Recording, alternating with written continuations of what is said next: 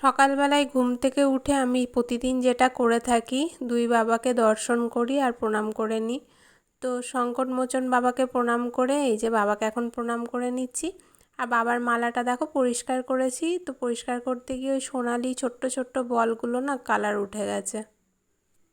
Good morning বন্ধুরা, welcome back to my channel simple lifestyle of আগমনীতে তোমাদের সকলকে স্বাগত জানাই। তোমরা সবাই কেমন আছো? আশা করি প্রত্যেকে খুব ভালো আছো, আমিও ভালো আছি আর আমার পরিবারের সকলেও ভালো আছে। আজকে হচ্ছে শুক্রবার আর মেয়ে এখন স্কুল যাবে। এখন ঘড়িতে সময় হচ্ছে 5:30। একটু আগেই ঘুম থেকে উঠলাম, এখন মেয়েকে ওঠাবো। দেখো শুয়ে আছে।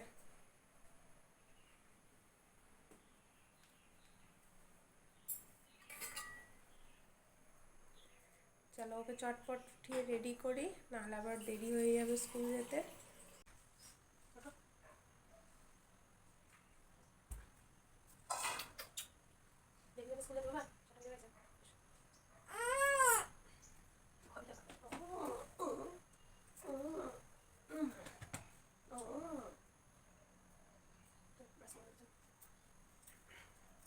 ঘুম থেকে তো উঠতে চায় না, জোর করে ওঠাতে হয়। আর দেখো ব্রাশ করাচ্ছি, তোর চোখগুলো কিন্তু বন্ধ। যতক্ষণ ব্রাশ করাবো চোখগুলোকে বন্ধ করে রাখে, নিজে থেকে কোনো দিন ব্রাশ করতে চায় না। স্কুল যাওয়ার সময়, বাড়িতে থাকলে বেলায় ঘুম থেকে ওঠে তখন নিজেই ব্রাশ করে, কিন্তু স্কুল যাওয়ার সময় এই আমাকে প্রতিদিন ব্রাশ করিয়ে দিতে হয়। আর জানো তো কোল থেকে নামতেও চায় না, দাঁড়িয়ে যে মুখটা ধুয়ে দেবো ব্রাশ করিয়ে দেবো দাঁড়াতে চায় না।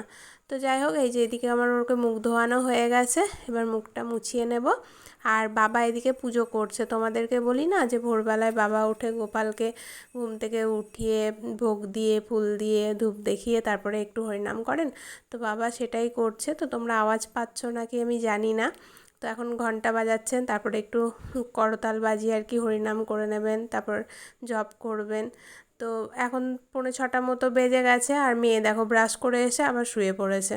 তো ওকে বলছি যে ওঠ, উঠে বসলে পরে ধরো বাথরুমে যেতে পারবে, শুয়ে থাকলে কি আর বাথরুম পায়?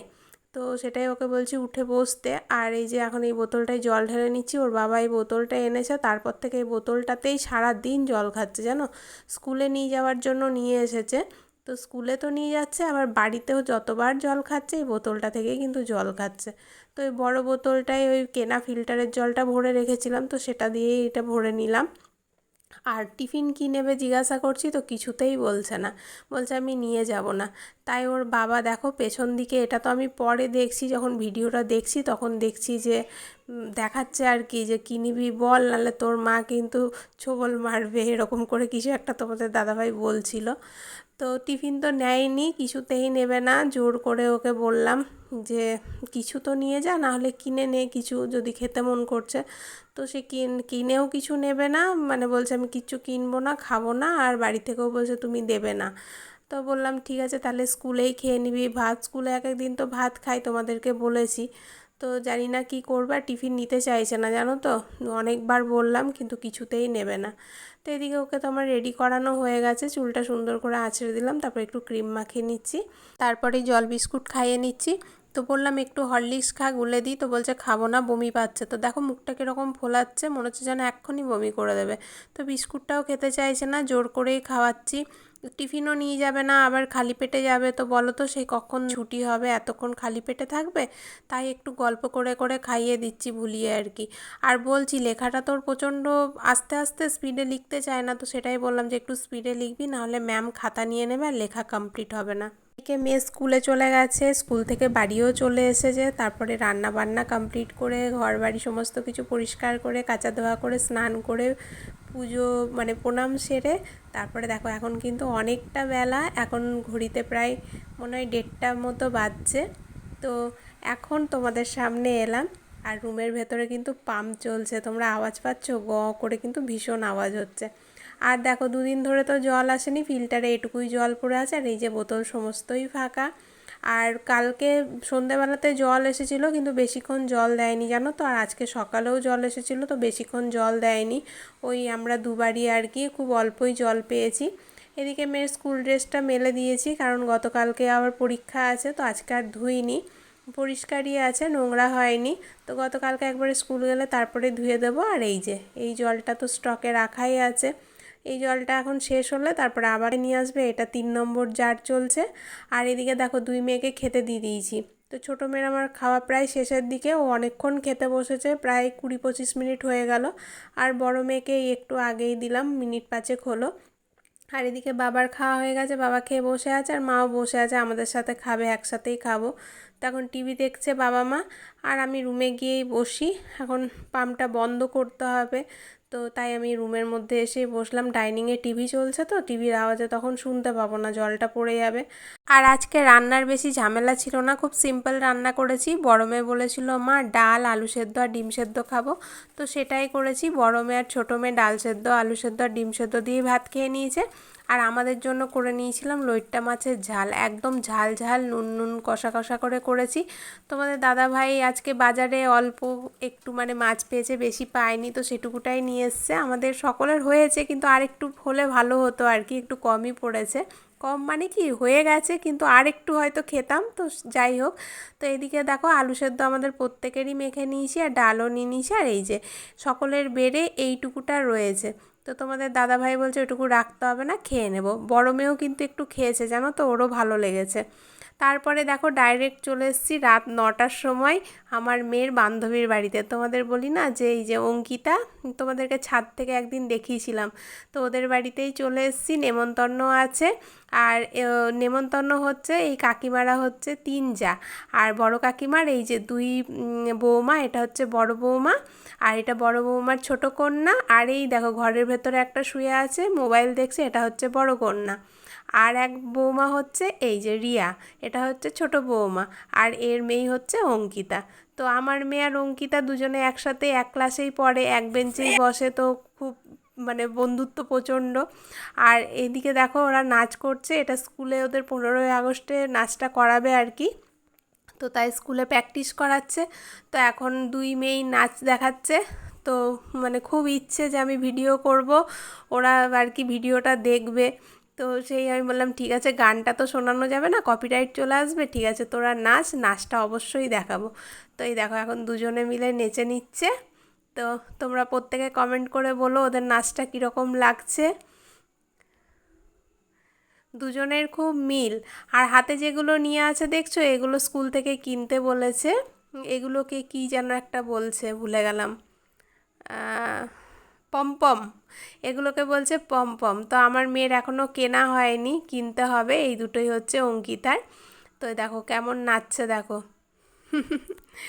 তো এদের নাচা হয়ে গেলে এবার বড়জন নাচবে, ও নাচার জন্য অস্থির হয়ে যাচ্ছে, ওদেরকে বলছে তাড়াতাড়ি নাচ। তো ওরা সেই জয় হিন্দ, সেই আজা আজা জিন্দ স্বামী আনে কি তালে আজা, তো এই গানটারই নাচ করছে ওরা আর কি। আর এখন এই যে বড় মেয়ে নাচ করে নেবে, তো বড় মেয়ের নাচটাও তোমরা একটু দেখে নাও। এদের নাচটা শেষ হয়ে গেল। আর এখন তো অনেকটাই রাত জানো তো, এখন প্রায় 10টা মতো বাজে, 1 ঘন্টা মতো আসা হয়ে গেছে। তো তোমাদেরকে তো বলাই হয়নি, জন্মদিনটা হচ্ছে এই কাকিমারাও 3 জা, তো এক জায়গাতেই থাকে পরপর ঘর। তো মেজো কাকিমা যে আছে, তো তার নাতির জন্মদিন আজকে, তো 1 বছরের হলো। তো ওর জন্মদিনেই নেমন্তন্ন ছিল, তাই মেয়েকে যে সাজুগুজু করিয়ে নিয়ে চলে এসেছি। তো এই জামাটাই পরবে বললো, তো এটাই পরিয়ে দিয়েছিলাম। আর এখন এই যে বড়জন নাচছে।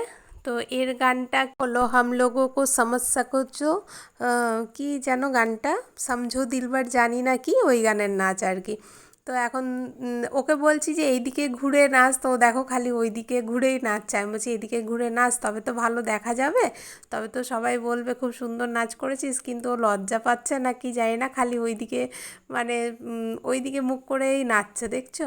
তো যাই হোক, সকলেই খুব সুন্দর নাচছে, বাচ্চা বাচ্চা মেয়ে যেমনই নাচুক ভালোই নাচছে। তো এখনও তো ভালোভাবে প্র্যাকটিস করা হয়নি, বেশি দিন প্র্যাকটিস করায়নি স্কুলে, তো এখন অনেকটাই সময় আছে, এখনও 3-4 দিন সময় আছে প্র্যাকটিস করার জন্য, তো তত দিনে আর কি ভালোই নাচটা শিখে যাবে। তো চলো এখন এবার বাড়ি চলে যাব, অনেকক্ষণ এসেছি, অনেকক্ষণ বলতে সেই 9টায় এসেছি, তো এখন কিন্তু অনেকটাই রাত, মানে 10টাও পেরিয়ে গেছে। তো ছোটো মেয়ে কিছুতেই যেতে চাইছে না, আর অঙ্কিতাও ছাড়তে চাইছে না, মানে এদের এটাই হয়, খেলতে এলে না মানে বাড়ি যেতে চায় না জানো তো। তো ঠিক আছে চলো, খাওয়া দাওয়াও তো হয়ে গেছে, এবার বাড়ি চলে এসেছি। আর এসেই জামা কাপড়গুলো গুছিয়ে নিচ্ছি।